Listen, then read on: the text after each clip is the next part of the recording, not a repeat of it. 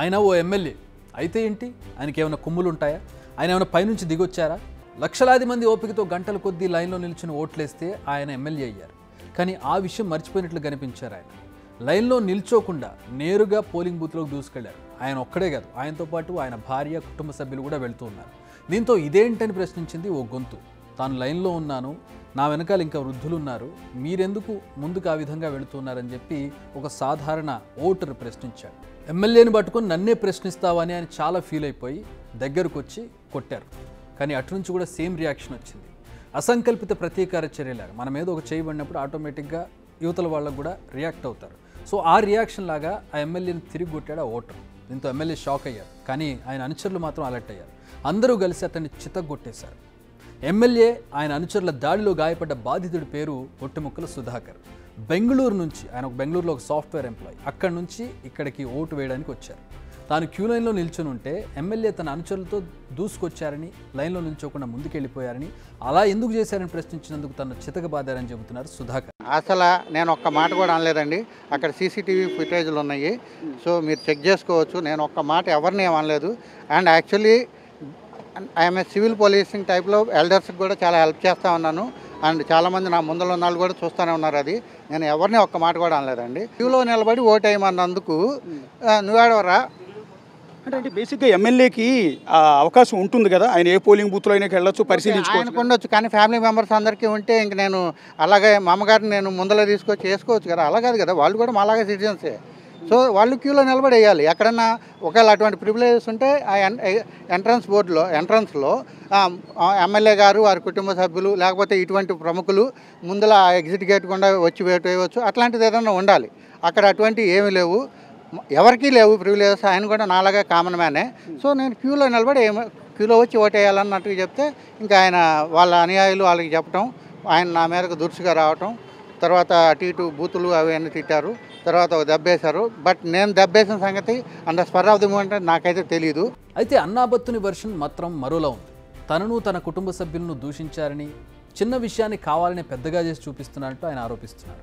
అంటే కేవలం వైఎస్ఆర్ పార్టీ అంటే Mala, Madiga, SC, ST, BC, minority వర్గాలకు చెందిన పార్టీ అని ద్వేషంతో, ఒక రకమైన శాడిజంతో, ఎందుకు నేను ఈ మాట చెబుతున్నానంటే అతను ఐతానగరే, అతను ఉండేది బెంగళూరు.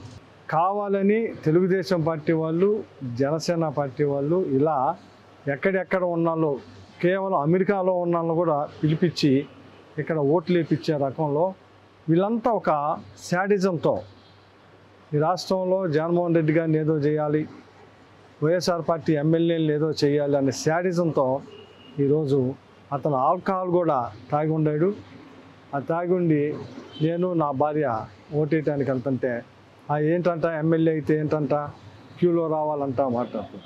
ఆయన వాదన విన్నాం, ఈయన వాదన విన్నాం. ఇప్పుడు రియాలిటీ మాట్లాడుకుంటే బిగ్ టీవీ అక్కడ ఉన్న వారందరినీ ప్రశ్నించింది. అయితే సుధాకర్ చెప్పిన వర్షనే నిజమని అక్కడున్న ప్రత్యక్ష సాక్షులు చెబుతున్నారు. సుధాకర్ క్యూ లైన్లోనే వేచి ఉన్నది నిజం. ప్రజలంతా అక్కడ వేచి ఉన్నప్పుడు అనుచరులతో కలిసి ఆయన లోపలికి వెళ్లేందుకు ప్రయత్నించింది కూడా నిజం. దీన్ని సుధాకర్ అడ్డుకున్నది నిజం, ప్రశ్నించింది నిజం. అందుకు ఆయన సుధాకర్పై ఆగ్రహంతో దాడి చేసింది నిజం. దానికి రియాక్షన్గా ఆయన తిరిగి కొట్టింది నిజం. ఇంతలో అన్నాబత్తుని అనుచరులు ఆయన చిత్త కొట్టింది కూడా అంతే నిజం.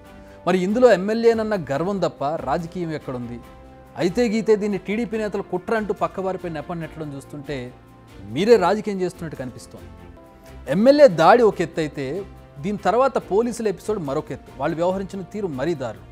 దెబ్బలు తిన్న సుధాకర్నే మొదట అదుపులోకి తీసుకున్నారు, పోలీస్ స్టేషన్కి తరలించారు. అసలు కొట్టింది ఎవరు, తన్నులు తిన్నది ఎవరు, ఎవరిని ఆసుపత్రికి తీసుకెళ్ళాలి, ఎవరిని పోలీస్ స్టేషన్కి తీసుకెళ్ళాలి, పోలీసులకు మాత్రం ఈ మాత్రం తెలియదా? కోడ్ అమల్లో ఉంది. భజన పక్కన పెట్టి అసలైన వారిపై కదా కఠిన చర్యలు తీసుకోవాలి. కానీ జరిగింది మాత్రం దానికి రివర్స్లో. ఎవరైనా సరే ఒక పద్ధతి ఫాలో అవ్వాలి. ఆ పద్ధతి ఫాలో అవ్వకుండా ఇష్టం వచ్చినట్టు చేసినందుకు, నేను అన్నందుకు వాళ్ళు నాకు దౌర్జన్యం మీదగా పెట్టారు. ఇప్పుడు నేను మా అమ్మగారికి, మా కుటుంబానికి మరి వాళ్ళు చేసిన పనుల వల్ల ఎటువంటి హాని తగిలిద్దో తెలియదు. సో నన్ను జాగ్రత్తగా చూడవలసిన బాధ్యత పోలీసు వారికి, అందరికీ, పౌర సమాజానికి ఉంది. దీంతో ఆ ఎమ్మెల్యే బరితెగింపుకు సంబంధించిన వీడియో వైరల్ అయింది. దీంతో ఈసీ రంగంలోకి దిగింది. వెంటనే చర్యలు తీసుకోవాలని ఆదేశించింది. తెనాలి ఎమ్మెల్యే శివకుమార్పై కేసు నమోదు చేశారు. అతన్ని హౌస్ అరెస్ట్ చేశారు.